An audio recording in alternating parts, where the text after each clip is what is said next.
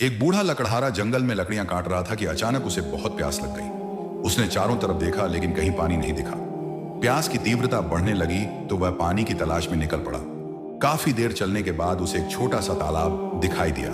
वह थक कर तालाब के किनारे बैठ गया और पानी पीने लगा। जब उसने पानी में अपना अक्स देखा तो वह हैरान रह गया। उसकी बूढ़ी उम्र खत्म हो गई और वह पहले की तरह जवान हो गया। खुशी खुशी झूमते हुए वह घर की ओर रवाना हुआ।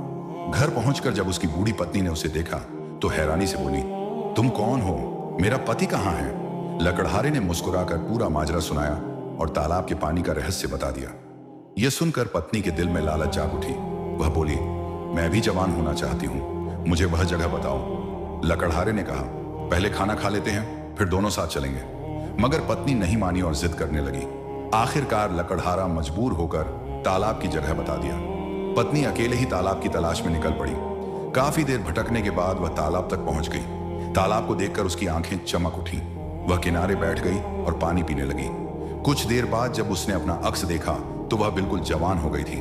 मगर जवानी पाकर शुक्र करने के बजाय उसके दिल में लालच पैदा हो गया।